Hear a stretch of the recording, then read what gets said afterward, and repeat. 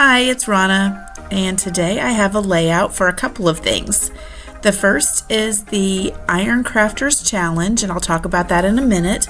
And the second is for Sara Scraps, who has the Rediscover Your Stash Facebook group.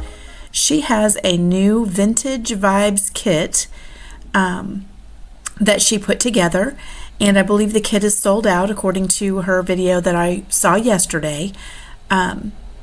But I bought the kit, and I am going to watch each of her videos and then use some of the same products because I bought the kit that she's using in my layout. And her very first video, she used this paper from Stamperia, the gold metallic paper from Basil. She used some of the Brutus Monroe glaze, and I'm going to use some of all of those things. She also used some little teeny tiny flowers that I just love, but we'll get to all of that. The Iron Crafters mystery item for this month was to use pops of color, liquid pearls, Nuvo drops, whatever you had in your stash. And I thought, oh, that's good. I haven't used mine much. I need to do that. Well, when I pulled them out, you saw there, that was all I could find. And I almost know I have some more pops of color, but I couldn't find it. So I'm going to go with what I could find, and we will you'll see how I use them. Probably not the way that they were intended necessarily, but how I like to use them anyway. So that is what I'm going to be showing. So the very first thing I'm doing is matting my photo, and this is the paper that Sara used, although she used the back side. And this paper, I believe, was from Stamperia.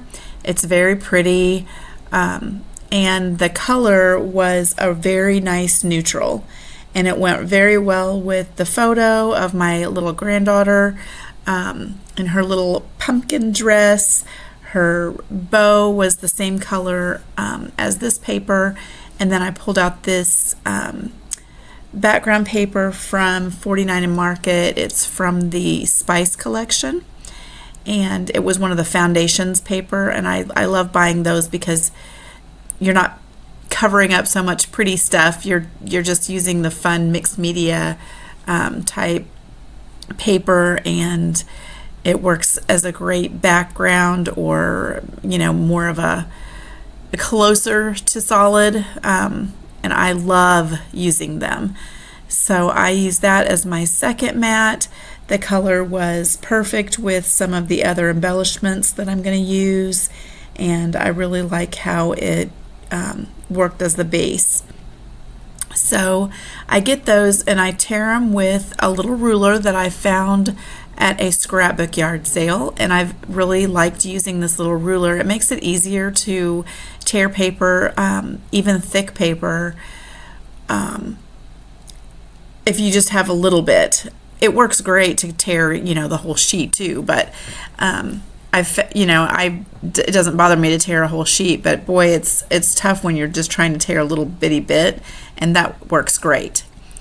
So in Sara's kit, she recommended a brick stencil, and I knew I had this little brick stencil, so I did not buy hers, or didn't buy the one that she had on her wish list. It's all through a cherry on top, and you could pick and choose what you wanted. It made it great. So I didn't do that one because I knew I had one here that I've had in my stash for a long time. I've used quite a bit, so I'm going to use that one. But I also pulled out two other patterns as well, and I'm kind of choosing the patterns based on the pumpkins in Carly's dress. So one of the pumpkins had these white, or pumpkin was white with black splotches, and so I'm using my Nuvo drops, and they're kind of a glossy, but I'm putting them on using a dauber.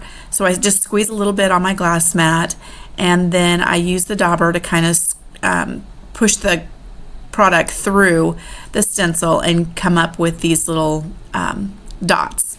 And I just keep reapplying over there on the glass mat and then pushing it through. Now, if you use this particular Nuvo drop, it's very glossy. In fact, I bought it because I had seen someone on YouTube using it for like a snowman's eyes, and I just thought it was pretty. You know, I loved how the glossy dots looked. And I used it quite a bit when I was making a lot of cards, and then I haven't used it much. And I thought that it would be perfect because I kind of wanted, you know, the Distress Oxide is kind of a chalky finish, and then the Nuvo drop was going to be more of a glossier, true black look. And then this Brutus Monroe glaze is a velvet glaze.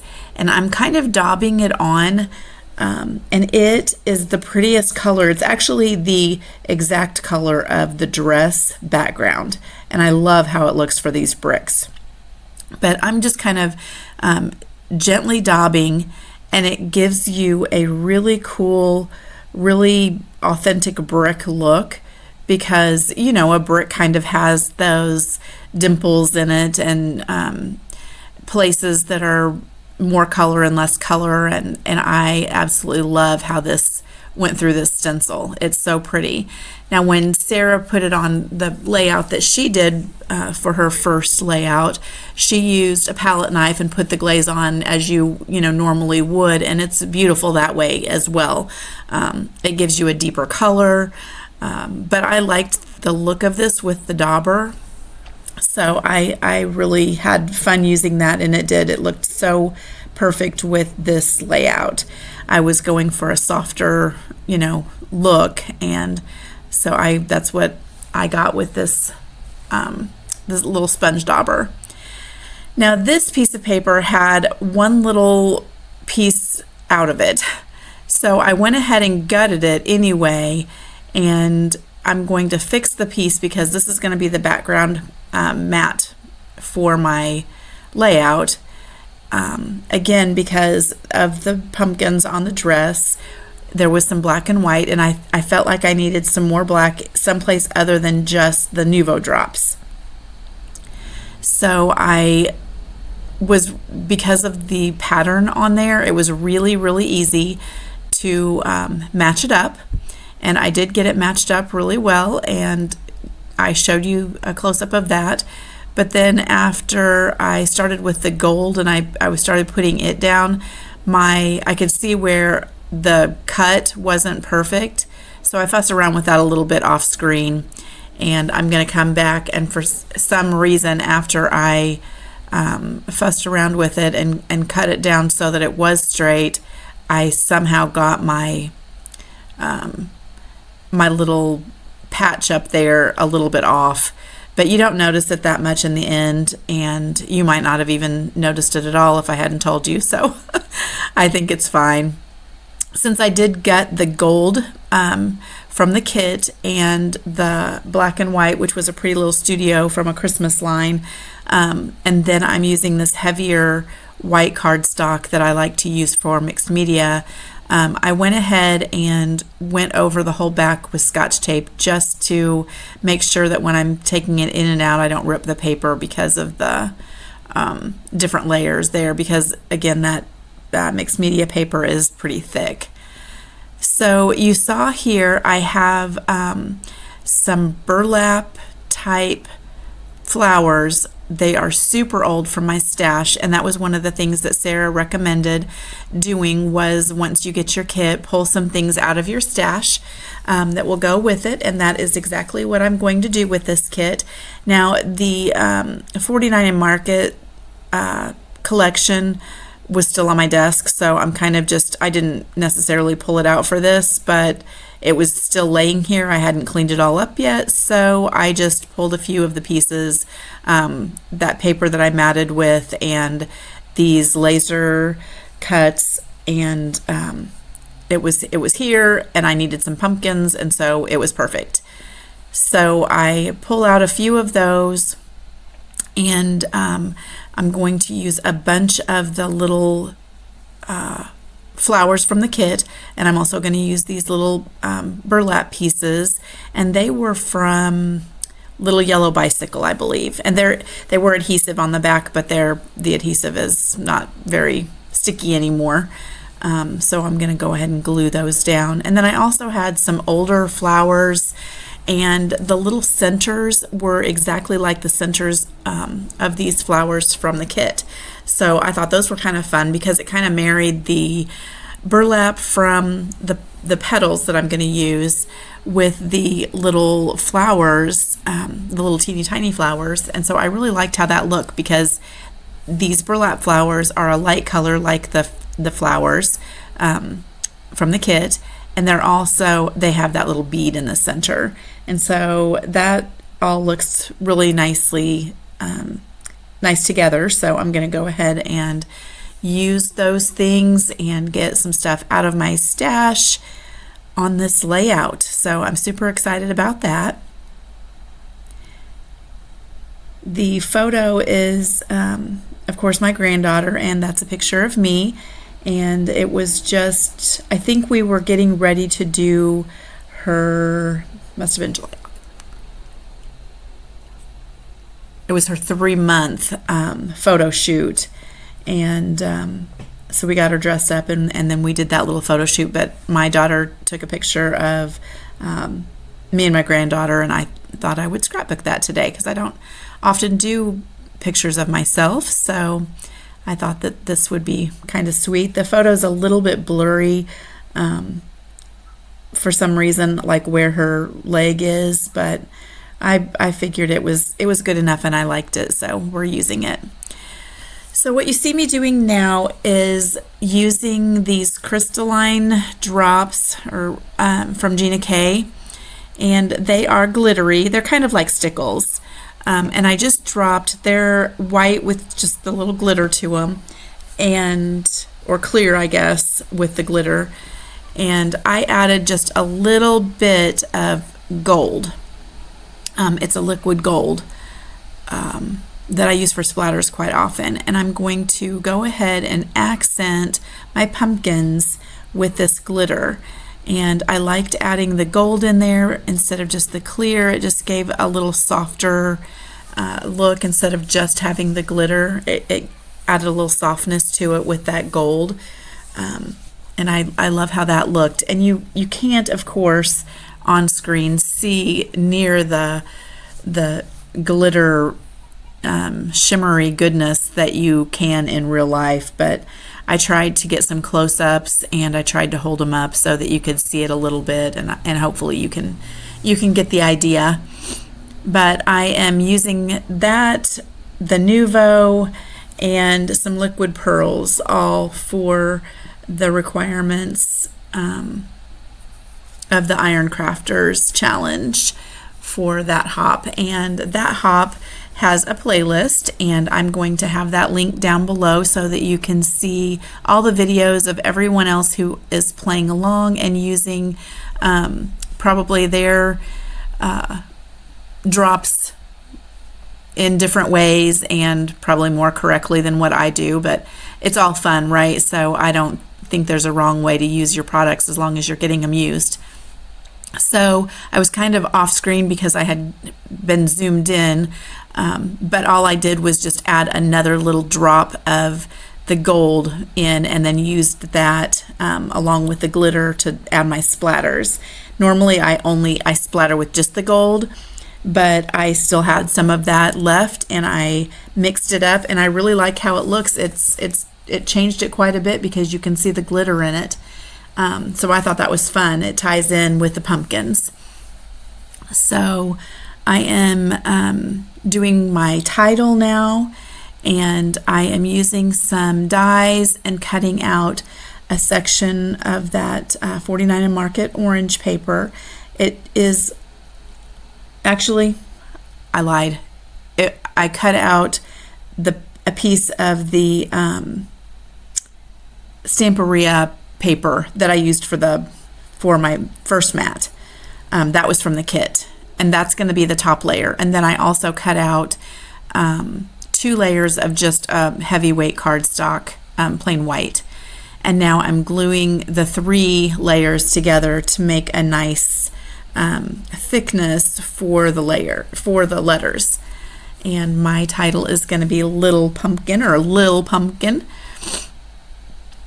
And those are a little fussy to work with. I just use my Nuvo Deluxe adhesive, put a little glue down, add the letter, since I'm doing 3 layers, add the letter, kind of squeeze it together with my fingers, and then here's the top layer.